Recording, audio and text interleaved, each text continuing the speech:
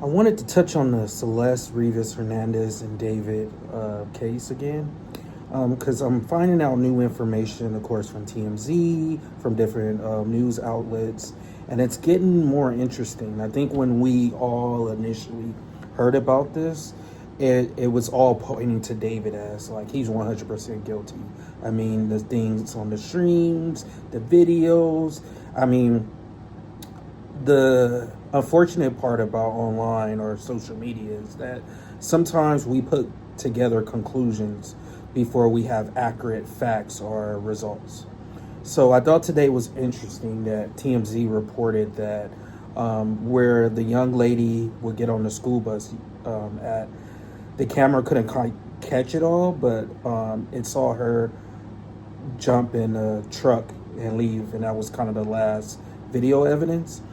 But it also showed, I think, from the reports that I read, the family was involved, and I think that's very critical in this case because I think we made assumptions that the family didn't do anything, they didn't try to look for her, they didn't care about her. It was kind of that narrative. So I like that they put it out there that the family has been actively looking, but they also put out there that potentially the family was paid around $10,000 to be kind of quiet about the relationship.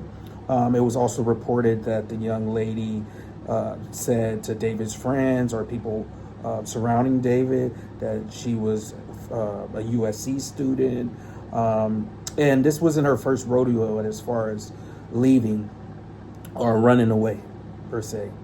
I think a lot of people are looking at David because of his situation and saying, hey, he kind of knew that she was this age. Hey, she was, young and she doesn't look older than 14. He knew this.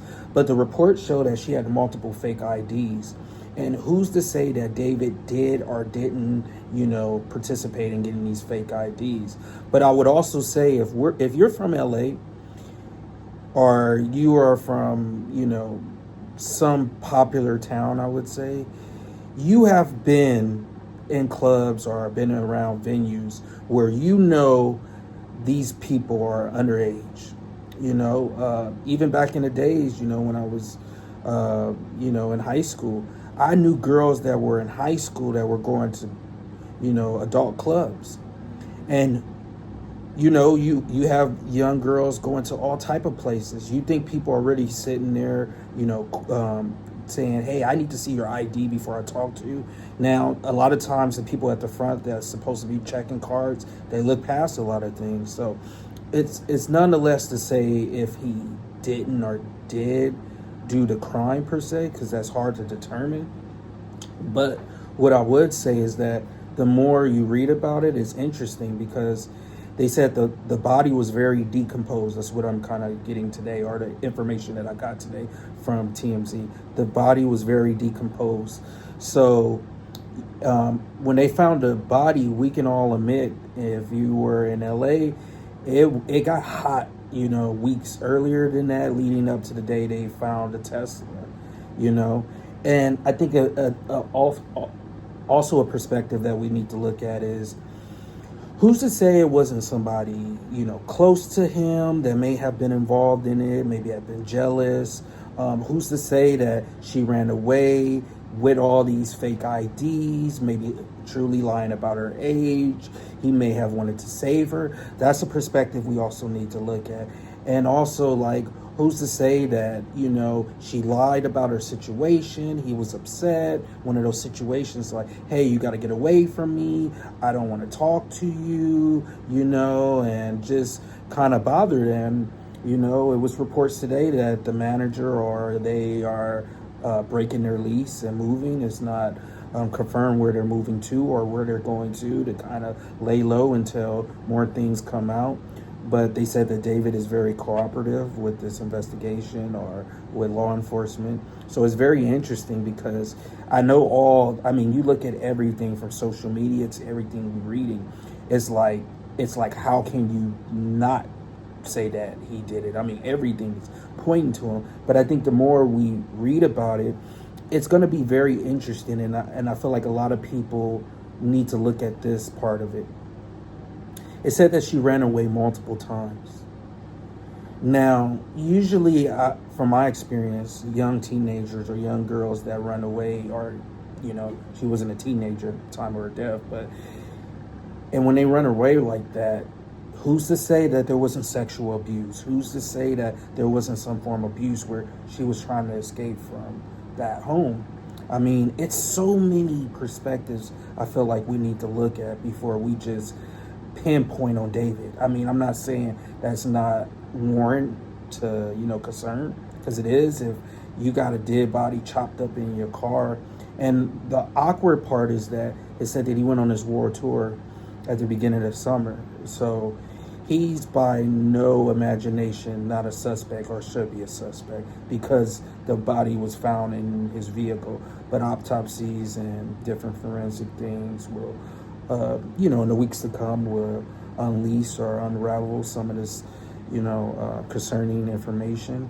But I think when we're looking at things like this, I think people can't be quick to know or say for a fact that these things are true. But I know, and I said this in my other video, I feel like people should really understand when fathers, it looks like we're overstepping and we're not trying to allow our daughters to have boyfriends or whatnot. But I think this shows why fathers are so protective when it comes to young ladies, because this is one of our biggest fears. Like, getting news like this, like, we found your child in an abandoned house, or we found your child on the side of the road, or we found your child in, whatever condition. I mean, that's the worst nightmare, because you're like, man, if I could have did this, I could have did that, I could have prevented that. And we don't know what could have happened to prevent something like this happening. But what I would say is that this is going to be an interesting case, because I think sometimes things aren't always what they seem. And I think we need to take a step back.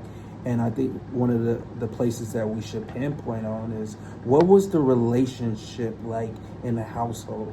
Because when somebody leaves and they continuously leave, we know a lot of times young teenagers are not really being listened to, or if things are being concerning, being minors, a lot of times they're being brought back. And the reason I'm touching on maybe the abuse of a multitude types of abuse, and the reason I'm framing it, whether it's sexual or physical abuse, because that's a real thing. And sometimes kids are like, I'm not going back there, I'm leaving. So if she found comfort in this individual or his entourage or his camp, I think if David didn't do this, I think maybe showing proof that she actually went to the extent to get the fake IDs. She really searched out. She was really running from, a serious situation back home that caused her to go. Because if she got to the Hollywood Hills, no one knows how she got there. I mean, it's obvious. People are saying from videos that we see and videos that we do see that his car was in the area when she went missing. Granted, that's viable and a pinpoint of evidence. But I think we also need to look at, all angles at the end of the day to just keep all possible options, because the last thing we want people to do is you see something and you are so like, yes, I know that is true, go and get him. And then, the next day you're like, whoa, I did not see that coming. Wait, that happened? So it's just, I'm always been a person that I take every possible angle before I just latch on to just one point or one point of view, because what I may think is true and like, yes, man, he did it, how else? He may have blah, blah, blah. It may be a complete turnaround and spin around to this story. So at the end of the day, let's keep a positive mindset, a healthy perspective.